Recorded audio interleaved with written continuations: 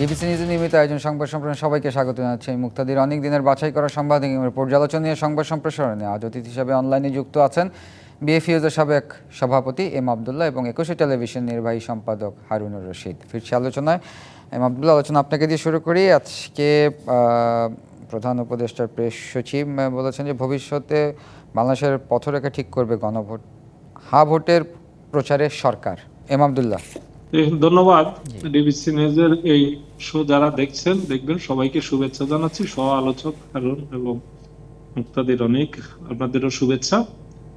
দেখুন, এটা তো সরকারের পক্ষ থেকে কর্মসূচি নিয়েছে গণভোটের ব্যাপারে মানুষের মধ্যে একটু সচেতনতা সৃষ্টি। সেই কর্মসূচির কথাই জানান দিয়েছেন প্রেস সচিব। এটা নিয়ে অনেকে কথা বলছেন যে সরকারের পক্ষ থেকে গণভোটে হায়ের পক্ষে যে প্রচারণা, এটা কতটা যথার্থ। আমি মনে করি এটা অবশ্যই সরকারের দায়িত্বের মধ্যে পড়ে, কারণ বর্তমান সরকার গতানুগতিক অন্য কোনো সরকার, রাজনৈতিক সরকার নয় বা বিশেষ কোনো দলের সরকার নয়। এটি হচ্ছে গণ অভ্যুত্থানের সরকার এবং এই গণ অভ্যুত্থানের মূল যে চেতনার জায়গাটি, যে চাওয়ার জায়গাটি, সেটি হচ্ছে রাষ্ট্রের যে সংস্কার, কাঠামোগত সংস্কার। এই কাঠামোগত সংস্কারের প্রত্যাশা থেকেই গণ অভ্যুত্থান সংগঠিত হয়েছে। ছাত্র জনতা রক্ত দিয়েছেন, জীবন দিয়েছেন এবং তাদের প্রত্যাশার জায়গাটি হচ্ছে যে বাংলাদেশের ফেসিবাদ যাতে আর কোনোদিন চেপে বসতে না পারে, এই জন্য রাষ্ট্রের যে কাঠামোগত সংস্কারগুলো করা দরকার সেটি করতে হবে। এই অঙ্গীকার নিয়েই বর্তমান ডক্টর ইউনূসের সরকার দায়িত্ব নিয়েছেন।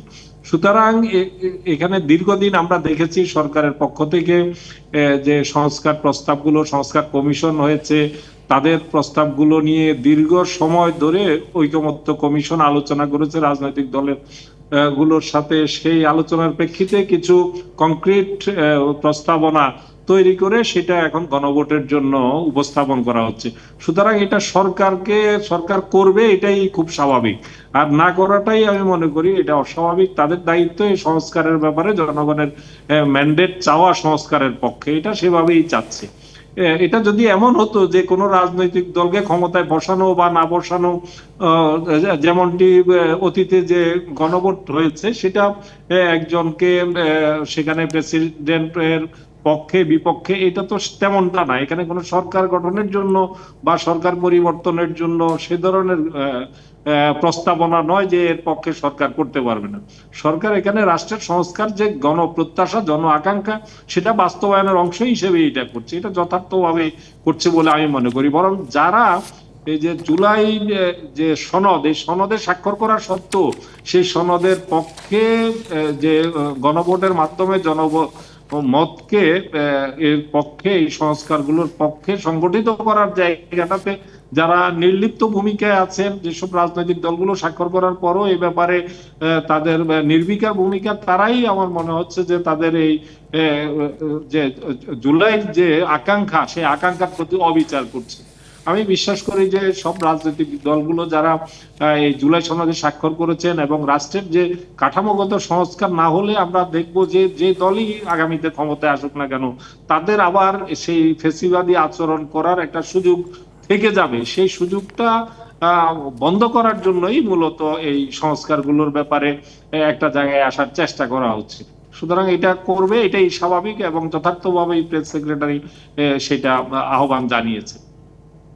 জি, এম আবদুল্লাহ, যেটা আলী রিয়াজ বলছেন যে আসলে এই গণভোট আসলে আগামীর বাংলাদেশের পথরেখা ঠিক করবে, পথরেখা তৈরি করবে। এটা যেটা যেমনটি আমি এতক্ষণ বলছিলাম, সেটাই তো আগামীর পথরেখার অর্থ হচ্ছে। আর অন্য একজন উপদেষ্টাও বলেছেন যে আগামী 12 তারিখের যে নির্বাচন, সেই নির্বাচনটি 50 বছরে বাংলাদেশের ভাগ্য, আগামী 50 বছরের ভাগ্য নির্ধারণ করবে। সেটা যদি আমরা যেই রাষ্ট্র কাঠামোর সংস্কারের কথা বলি, সেই সংস্কারকেই মিন করেছেন। এই সংস্কারগুলো হলে আগামী 50 বছরে বাংলাদেশের রাষ্ট্র কাঠামোতে যে বিপর্যয় দেখা দিয়েছে ফ্যাসিস্ট শাসনে, সেই বিপর্যয় থেকে বাংলাদেশের উত্তরণ দরকার, গণতান্ত্রিক ব্যবস্থায় উত্তরণ দরকার। এবং সেটা সেই উত্তরণটাকে শুধু উত্তরণ ঘটলেই হবে না। আমরা অনেকে ভাবছি যে আগামী 12 তারিখে একটা নির্বাচন হলে, একটা সরকার গঠিত হলে সেটা আমরা গণতন্ত্রের উত্তরণ হয়ে গেলাম। এটা কিন্তু সঠিক নয়। কারণ গণতন্ত্র উত্তরণের সঙ্গে সঙ্গে সেই গণতন্ত্রকে টেকসই করার একটা ব্যাপার আছে। সেই টেকসই করার জন্যই কিন্তু এই সংস্কারগুলোর প্রশ্ন আসছে এবং সেই সংস্কারগুলোর অধিকাংশ সেই আপনি গণভোটে দেখবেন প্রস্তাবনায় সেখানে বলা হয়েছে, সংস্কারগুলো উল্লেখ করে সেখানে একটা জায়গায় বলা হয়েছে যে যেসব সংস্কারের ব্যাপারে রাজনৈতিক দলগুলো ঐকমত্যে পৌঁছেছে সেগুলা উপস্থাপন করা হচ্ছে হ্যাঁ নার জন্য। জি, আমরা একটু হারুনুর রশিদের কাছে যাই। যারা যারা যারা ঐকমত্যে পৌঁছেছেন তারা হ্যাঁ ভোটের পক্ষে, হ্যাঁ এর পক্ষে ভূমিকা নেবেন, এটাই তো স্বাভাবিক, আর না করলে সেটাই অস্বাভাবিক। জি, হারুনুর রশিদ, একই প্রশ্ন আপনার কাছে। আমার তাহলে প্রশ্ন যে গণভোটের 4টি প্রশ্ন কেন? গণভোটে তো যেগুলো ঐক্যমত্যে পৌঁছেছে ওগুলো তো কিছু বলার দরকার ছিল না, বলে যে গণভোটের মাধ্যমে আমরা সেই সংস্কার প্রক্রিয়াকে ত্বরান্বিত করতে চাই, আপনি হ্যাঁ অথবা না বলুন। তো এই 4টা প্রশ্ন যখন থাকে 1 2 3 4, তো আমি তো একটা প্রশ্নের সাথে একমত বা 4টা বিষয়ের সাথে একমত অথবা 3টার সাথে একমত, একটার সাথে দ্বিমত, সেগুলো তো ঘটতে পারে। তো সেই জায়গাগুলো আসলে আমার মনে হয় এটা গোড়া থেকেই এটা নিয়ে কথা হচ্ছিল, সেগুলো আসলে সমাধান হয়নি। এখন যেটা হচ্ছে যে সরকার তো সে যেটা করতে চায় তার পক্ষে তার অবস্থান সে নেবে, খুব স্বাভাবিক। দেশের মানুষের কল্যাণে তারা কাজ করছে সেটা তারা বলছে। এবং একটি বিষয়ে এই যে প্রেস সচিব মহোদয় যে কথা বলেছেন সেখানে একটি পার্ট আমি খুব উল্লেখ করতে চাই, যে এ বিষয়ে তারা আইনজ্ঞদের লিখিত মতামত নিয়েছে। তো লিখিত মতামত নেওয়ার কি প্রয়োজন ছিল যে গণভোটে সরকার গণভোটের ইয়েস এর পক্ষে অর্থাৎ হায়ের পক্ষে প্রচার চালাতে পারবে কিনা, এই জন্য আইনজ্ঞদের মতামত নেওয়ার কি প্রয়োজন ছিল? ছিল এই কারণে যে এখানে আইনগত কোনো ব্যত্যয় হয় কিনা সেটা সরকারের বোঝার বিষয় ছিল। অর্থাৎ প্রশ্ন আছে, প্রশ্ন যে নাই তা না। অর্থাৎ মানে সরকারের গণভোটের জন্য কি অবস্থা, মানে সরকারের ভূমিকা কি হয়, সরকার তো এগুলা তুলে ধরবেন এবং সরকার তো এগুলা জানাবেন মানুষকে যে গণভোট এটা এটা হলে এটা হবে, এই গণভোটে যদি হ্যাঁ ভোট হয় তাহলে এটি বাস্তবায়ন হবে, এটি বাস্তবায়ন হবে, না হলে এগুলো বাস্তবায়ন হবে। আমার মনে হয় that was the right process, যে আপনি যদি এই গণভোটে হ্যাঁ ভোট দেন তাহলে আপনি এই পাচ্ছেন। দেশে এই যে টেকসই গণতন্ত্র, স্বৈর শাসন ব্যবস্থা, ফেসিবাদী ব্যবস্থা ফিরে আসবে না। আর আপনি যদি গণভোটে না বলেন তাহলে আপনার এই ব্যবস্থা মানে বহাল থাকবে, অর্থাৎ স্বৈর শাসন ফিরে আসবে। গণভোটে যদি আপনি নায়ের পক্ষে ভোট দেন তাহলে আপনার এই যে অগণতান্ত্রিক ব্যবস্থা ফিরে আসবে, গণতন্ত্র টেকসই হবে না। এখন আপনি আপনার স্বাধীন সিদ্ধান্ত নেন। এখন আপনি যখন সরাসরি সরকার একটা বিষয়ে আহ্বান জানায় যে আপনি হ্যাঁ ভোট দিন, তাহলে বিষয়টা যেটা দাঁড়ায় আমার বিবেচনায়, আমার ভুলও থাকতে পারে, সেটি হচ্ছে সরকার একটি পক্ষ নিয়ে ফেলে। সরকার কিন্তু কোনটার কি ব্যবস্থা, কোনটা হলে কি হবে সেটি তুলে ধরতে পারে। সরকার দিতে পারে, রাজনৈতিক দলগুলো যারা জুলাই সনদে স্বাক্ষর করে তাদের কাজ এটা, তারা তো জুলাই সনদে স্বাক্ষর করেছে। তো এখন আপনি যখন সরকার তো সব নাগরিকের সরকার, এখন কেউ যদি কোনোভাবে মনে করেন যে আমি এটা না বলবো, সরকারের এই অবস্থানের পর তার না বলার কি ওই সাহসটা থাকবে কিনা? গোপন ব্যালটে ভোট আপনি সেটা বলতেই পারেন, কিন্তু যখন সরকার অবস্থান নেয় তখন তো এই গণভোটে সরকার কি চায়, কি করতে চায় সেটি সরকার বলে দিচ্ছে। এবং এই বলে দেওয়াটা যদি উন্মুক্ত থাকতো, আমি বলছি উন্মুক্ত বিষয়টা এরকম যে দিস ইজ ফর কোশ্চেন, এই কোশ্চেন গুলোর পক্ষে যদি আপনি হ্যাঁ বলেন তাহলে আপনি এই পাবেন, আমি আবারও বলছি, আপনি গণতন্ত্র পাবেন, আপনি টেকসই গণতন্ত্র পাবেন, আপনি ফেসিবাদী ব্যবস্থার নির্বাসন পাবেন, আপনি রাজনৈতিক সংস্কার পাবেন, আপনি সাংবিধানিক সংস্কার পাবেন। আর যদি গণভোটের পক্ষে আপনি হ্যাঁ না বলে না বলেন তাহলে আপনি ফেসিবাদী ব্যবস্থা আবার ফিরে আসবে, অগণতান্ত্রিক শক্তি ফিরে আসবে, অগণতান্ত্রিক ব্যবস্থা ফিরে আসবে, দেন চয়েস ইজ ইয়োর্স। মানে সরকারের পক্ষ থেকে মানুষকে স্বাধীনভাবে চয়েস করার একটা পলিসি থাকা উচিত বলে আমার মনে হয়। এখন রাজনৈতিক দলগুলোর পজিশন হবে ভিন্ন, তারা তো জুলাই সনদে স্বাক্ষর করেছে, সুতরাং সে কিন্তু এ ব্যাপারে বলতেই পারে গণভোটের পক্ষে হ্যাঁ বলুন। অলরেডি এনসিপি তো তারা অ্যাম্বাসেডর নিয়োগ করবে সব জায়গায় গণভোটের পক্ষে হ্যাঁ বলার জন্য, এবং বিএনপি জুলাই সনদে স্বাক্ষর করেছে। কিন্তু আমার ধারণা এখনো বোধহয় এনসিপি এই জুলাই সনদে স্বাক্ষর করেনি, আমি যদি ভুল আমার না মনে হয় তো সেটা না তারা করবে হয়তো বা পরে সময় আছে। কিন্তু তারা কিন্তু কিভাবে প্রচার চালাবে সেটা তারা বলছে, অন্যান্য রাজনৈতিক দলগুলো সেটা চালাতে পারে। কিন্তু সরকার যখন একটি অবস্থান নিয়ে ফেলে তখন আমার কাছে কেন জানি মনে হয় সেটি স্বাধীন মতামত দেওয়ার ক্ষেত্রে কিছুটা হলো চাপ সৃষ্টির একটা হারুন রশিদ, আমরা বিরতি থেকে ফিরে এসে আলোচনা করবো। আমাদের একটা বিরতির সময় হয়েছে। প্রিয় দর্শক, সংবাদ সম্প্রসারণের বিরতির সময় হয়েছে, সঙ্গেই থাকুন। বিরতির পর আবারও স্বাগত সংবাদ সম্প্রসারণ। আমাদের সাথে আছেন এম আবদুল্লাহ এবং হারুনুর রশিদ। ফিরছি আলোচনায়। এম আবদুল্লাহ, আমরা বিরতির আগে হারুনুর রশিদের কথা শুনছিলাম। উনি যেটা বলছিলেন যে এই যে সরকার গণভোটের জন্য হ্যাঁ ভোটের যে প্রচারণা চালাচ্ছে, হারুনুর রশিদ বলছেন যে এটা আসলে স্বাধীন মত প্রকাশের একটা বাধা হয়ে দাঁড়াতে পারে। আমি আসলে এখানে একটু ভিন্ন মত পোষণ করছি এভাবে যে আমি যতটুকু শুনছি তারা কিন্তু ডাইরেক্ট এভাবে হা বলুনটা প্রচারণা চালাচ্ছে।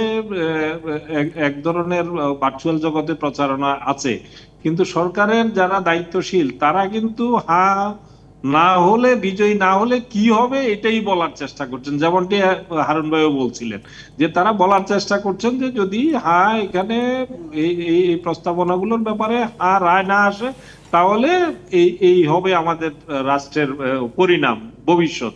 এটাই কিন্তু বলার চেষ্টা করছেন। পরোক্ষভাবে তাই হয় যে এর পক্ষেই তারা ক্যাম্পেইন করছেন, যেটা আমি আগেই বলেছি যে তাদের দায়িত্ব তো আসলে এই সংস্কারগুলো করে না যেতে পারলে আলটিমেটলি কিন্তু ডক্টর ইউনূস সরকারকে ভবিষ্যতে কাঠগড়ায় দাঁড় করাবে ছাত্র জনতা, যারা জীবন দিয়েছে, পঙ্গু হয়ে গেছে, যাদের চোখ হারিয়েছে, তারা অঙ্গহানি হয়েছে। তারা কিন্তু একটা সময় বলবে যে তাহলে ডক্টর ইউনূস 1.5 বছর 2 বছর থাকলেন, তিনি এগুলো করে গেলেন না কেন? তো সেই দায়িত্ব যেহেতু, জবাবদিহিতা সেটার জন্য কাঠগড়ায় যেহেতু তাকেই দাঁড়াতে হবে, সুতরাং তিনি তো এটা করার জন্য এই ম্যান্ডেটটা চাইবেন, এটাই আমার মনে হয় স্বাভাবিক বিষয়। আমি আগেই যেটা বলেছি, যদি এটা এমনটা হতো যে ক্ষমতা নির্ধারণী হা না ভোট, তাহলে এটার পক্ষপাতের একটা ব্যাপার ছিল যে তারা ক্ষমতায় আবার থাকার জন্য তারা এটা নিজেরাই নিজেদের পক্ষে ক্ষমতায় থেকে ভোট চাচ্ছে।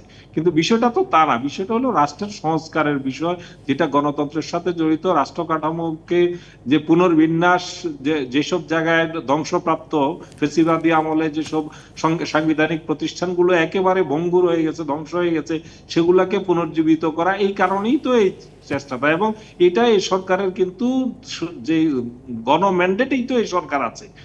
সুতরাং এক ধরনের এই সরকারের সেটা ম্যান্ডেট আছেই এগুলা করার। তারপরও যেহেতু গণভোটের মধ্য দিয়ে একটা আনুষ্ঠানিক একটা এটার পক্ষে, এই সংস্কারগুলোর পক্ষে একটা রায় নেয়ার প্রশ্ন এসছে, এই জন্য সেটা হচ্ছে। কিন্তু বর্তমান সরকার কিন্তু অভ্যুত্থানের সরকার, মানে হচ্ছে এটা জনগণের, একমাত্র আওয়ামী লীগ ছাড়া আর বাকি সবার ম্যান্ডেট নিয়েই তারা কিন্তু দায়িত্বপ্রাপ্ত হয়েছে, এবং বাকি সবাই যে সংস্কারগুলোর ব্যাপারে একমত হয়েছে সেগুলো বাস্তবায়নের ম্যান্ডেটও এক ধরনের কিন্তু এই সরকারের আছে। এবং ইতিমধ্যেই অনেকগুলো সংস্কার কিন্তু হয়ে গেছে, যে সংস্কারগুলোর ব্যাপারে যেমন 3 নম্বরে যেটা আছে, টোটাল 30টা 3 নম্বরের মধ্যেই আছে। এগুলো কিন্তু, এগুলোর মধ্যে অনেকগুলো আংশিকভাবে কিন্তু ইতিমধ্যে বাস্তবায়ন হয়ে গেছে, এমনও আছে যেগুলো আইনিভাবে, আইনের মাধ্যমে বাস্তবায়নযোগ্য। এগুলো কিন্তু অনেকখানি এর মধ্যে সবার সমর্থনে এবং অধ্যাদেশের মাধ্যমে অনেকগুলো কিন্তু বাস্তবায়নই হয়ে গেছে। যেমন উচ্চ আদালতের আলাদা সচিবালয়, এটাও কিন্তু এগুলোর মধ্যে মানে আদালতের যে বিচার বিভাগের স্বাধীনতা জায়গাটাতে এই সচিবালয়, সেটা কিন্তু ইতিমধ্যে বাস্তবায়িত, মানে প্রক্রিয়াধীন আছে, প্রায় বাস্তবায়নের পথে। তো এই জাতীয় অনেকগুলো বিষয় আছে যেগুলো, যেসব সংস্কার ইতিমধ্যে সরকারের, এই সরকারের হাত ধরে অধ্যাদেশের মাধ্যমে বা অন্য কোনো আইনি বিধিবিধানের মাধ্যমে এগুলা কার্যকর হয়ে গেছে। তো সুতরাং এই নিয়ে বিতর্ক না করে আমার মনে হয় যে আমরা এই জায়গাটাতে যাই যে কে চাইলো বলে এটা জায়েজ হয়ে গেল, না জায়েজ হয়ে গেল তা না। এই সংস্কারগুলো আমরা চাই কিনা, যদি আমরা চাই, আমরা আমাদের সবারই দায়িত্ব এই সংস্কারগুলোর পক্ষে আগামী যে গণভোট আছে, এই গণভোটে যাতে, এই গণভোটে যদি এখানে যদি ঘটনাক্রমে যদি না জয়যুক্ত হয়, তাহলে কিন্তু আমি খুবই এই দেশের ভাগ্যাকাশে কিন্তু আমি খুব ঘনঘটা দুর্যোগের ঘনঘটা দেখছি। কারণ একটু আপনাকে একটু এতে ফেসিবাদী শক্তি তারা উল্লাস করবে, এবং তারাই আমি মনে করি সবচাইতে বেশি খুশি হবে যদি এখানে না জয়যুক্ত হয়। সুতরাং এখানে আমাদের সবারই, যারা গণতন্ত্রে বিশ্বাস করি, যারা ভোটাধিকারে বিশ্বাস করি, যারা সংসদীয় গণতন্ত্রের যে চর্চা সর্বপর্যায়ে সেটাই আমরা যারা বিশ্বাস করি, তাদের প্রত্যেকেরই এখানে দায়িত্ব আছে, শুধু সরকারের না। রাজনৈতিক দলগুলোর তো আছেই, আমাদের সামাজিক যেসব কাঠামোগতভাবে সমাজের বিভিন্ন স্তরে যারা আমরা এদেশে কথায় কথায় গণতন্ত্রের কথা সবক দিই, তাদের প্রত্যেকেরই এক্ষেত্রে বলিষ্ঠভাবে সিরিয়াসলি ভূমিকা পালন করার একটা ব্যাপার আছে বলে আমি মনে করি। হারুনুর রশিদ যেমনটি এম আবদুল্লাহ বলছেন, আসলে যদি না ভোট পড়ে যায় তাহলে বাংলাদেশের আকাশে আসলে এম আবদুল্লাহ বলছেন যে দুর্যোগের ঘটা, তারপরে বলছেন যে মানে যদি না ভোট পড়ে যায় তাহলে ফ্যাসিবাদের উল্লাস দেখা যাবে। না ভোট দেওয়ার জন্য তো আমি কোনো ক্যাম্পেইন দেখতে পাচ্ছি না। কোনো রাজনৈতিক দল কি না ভোটের জন্য ক্যাম্পেইন করছে? আপনি কি দেখেছেন কোথাও? সরকার হ্যাঁ ভোটের জন্য campaign- বিক্ষিপ্তভাবে সামাজিক মাধ্যমে কিছু ভিডিও ছড়িয়েছে, এগুলোর মধ্যে বিক্ষিপ্তভাবে কিছু কিছু প্রবণতা দেখা যাচ্ছে, যাচ্ছে না তা না, কিছু দেখা সেটি যাচ্ছে। তো সেটি তো কোনো রাজনৈতিক প্রচার না। বিক্ষিপ্তভাবে সামাজিক যোগাযোগ মাধ্যমে কারা করছে, কিভাবে করছে, সেটা আপনিও বোঝেন, আমিও বুঝি। সুতরাং যে জিনিসটা হচ্ছে যে রাজনৈতিক দলগুলো এই সংস্কারের জন্য হা ভোটের এই গণভোটেই তো তারা একমত হয়েছে যে তারা হা ভোটের জন্য বলছে। এবং যে জিনিসটা হচ্ছে বরং এই গণভোটের নামে এক ধরনের অপপ্রচার হচ্ছে। একটি রাজনৈতিক দল আরেকটি রাজনৈতিক দলকে ঘায়াল করতে চাচ্ছে। আমি আপনাকে বলি, সেটা হচ্ছে কে বড় আকারে হা ভোটের জন্য বলছে, কে ছোট আকারে বলছে। এটা দিয়ে আরেকটা জিনিস যেটা হচ্ছে সেটা হচ্ছে যে অমুক রাজনৈতিক দল বোধহয় ফেসিবাদকে টেনে আনতে চায়। মানে এটা কিন্তু এই এই এই যে গণভোট, যেটা জাতীয় নির্বাচন গণভোট একই দিনে হচ্ছে, এই গণভোটকেই আবার ইস্যু করে অন্যকে ঘায়াল করে নির্বাচনী বৈতরণী পার করার এখানে চেষ্টা আরেকটা লক্ষণীয়। আমি বিষয়টা বুঝাতে পারলাম কিনা জানি না। এটা তো যেমন ধরেন নির্বাচনের প্রতিদ্বন্দ্বীদের মধ্যে এটা থাকবেই, খুবই স্বাভাবিক। থাকবে এবং প্রতিদ্বন্দ্বীরা একে এবং অপরকে ঘায়াল করার সব অস্ত্রই ব্যবহার করে। এবং এইটা যারা করতেছে তো তাদের উদ্দেশ্যটাকে, এটাও তো আমার কাছে খুব ইন্টারেস্টিং কেস মনে হয়। গণভোটটাকে আলাদা রাখেন না। গণভোটটা আব্দুল্লাহ ভাই যেটা বললেন সেটি হচ্ছে আমাদের প্রয়োজনীয় সংস্কারের জন্য, যেটা আমাদের ভবিষ্যতের বাংলাদেশের জন্য। এটা তো প্রধান উপদেষ্টা বলেছেন যে গণভোটটা হচ্ছে আমাদের আজীবনের জন্য, আর আপনার জাতীয় নির্বাচন 5 বছরের জন্য। সুতরাং ওটার গুরুত্ব অনেক বেশি, সেই জায়গায় আমরা যাই না কেন। কিন্তু আমি যেটা খেয়াল করছি যে গণভোট নিয়েও একটা আবার গণপলিটিক্স হচ্ছে, যে অমুক দল জোরে বলছে, অমুক দল আসলে মুখে বললেও গোপনে অন্য কথা। আপনি দেখবেন কিছু আইডি খোলা হয়েছে। আমি বড় একটি রাজনৈতিক দলের বিভিন্ন নেতাদের নামে আইডি খোলা হয়েছে, আমি দেখেই বুঝতে পারি এগুলো হচ্ছে ফেক আইডি। সেই আইডি থেকে বলা হচ্ছে যে গণভোটে আপনি না ভোট দিন, এবং সাধারণ মানুষ বিশ্বাস করবে ওই দলটা তো নির্বাচনে আছে, বড় দল, আমি নাম বললে হয়তো বা তারা ক্ষতিগ্রস্ত হতে পারেন অথবা ই হতে পারে। তো সেই বড় দলটার ধরেন খুব পরিচিত নেতা, তাদের নামে আইডি খোলা হয়েছে আপনার ফেসবুকে, খুলে বলা হচ্ছে যে গণভোটে না দিন। কিন্তু ওই দলটি তো গণভোটের ন্যায়ের পক্ষে কাজ করছে না, তারা তো হ্যাঁই চায়। তখন এটা কিন্তু সাধারণ মানুষ বোঝে না, তো বুঝলো যে অমুক নেতা তো অমুক দলের অমুক নেতা তো ন্যায়ের পক্ষে বলছে। তাহলে কি দাঁড়াচ্ছে? এটি এটি কারা করছে? এটা হচ্ছে ওই রাজনৈতিক দলকে ঘায়াল করে যারা ভোটের বাজার গরম করতে চাচ্ছে। এই জিনিসগুলো হচ্ছে, এই জন্য গণভোটটাকে একদমই গণভোটের জায়গায় রাখেন, নির্বাচন ন্যাশনাল ইলেকশনের কাছে রাখেন। এটা পরিষ্কার, তো পরিষ্কার। এবং গণভোট নিয়ে দেশের মানুষের উপর আস্থা নাই কেন? আমি কিন্তু সেই প্রশ্নটাই করি, যে তাহলে দেশের মানুষ কি ফেসিবাদ দ্বারা তাড়িত হবে? এই ধারণা করা কি দেশের মানুষের প্রতি সম্মান দেখানো? আমি কিন্তু সেটা মনে করি না। এদেশের মানুষ ফেসিবাদের তো পতন চায়, ফেসিবাদকে পতন ঘটিয়েছে, ফেসিবাদকে দূর করতে চায়। নয়তো 2024 সালের 5ই আগস্টের এই গণঅভ্যুত্থান কিভাবে হয়? মানে মানুষের সমর্থন, গণমানুষের সমর্থন ছাড়া তো কোনো এই ধরনের গণঅভ্যুত্থান সফল হয় না। ফ্রন্ট লাইনে ছাত্র জনতা তরুণরা ছিলেন, কিন্তু গণমানুষের সমর্থন ছিল না। তো এই মানুষের প্রতি তাদের আস্থাহীনতা কেন? যে যদি যদি না হয়ে যায় তাহলে প্রবলেম কোথাও না কোথাও আছে, সেইগুলো আইডেন্টিফাই।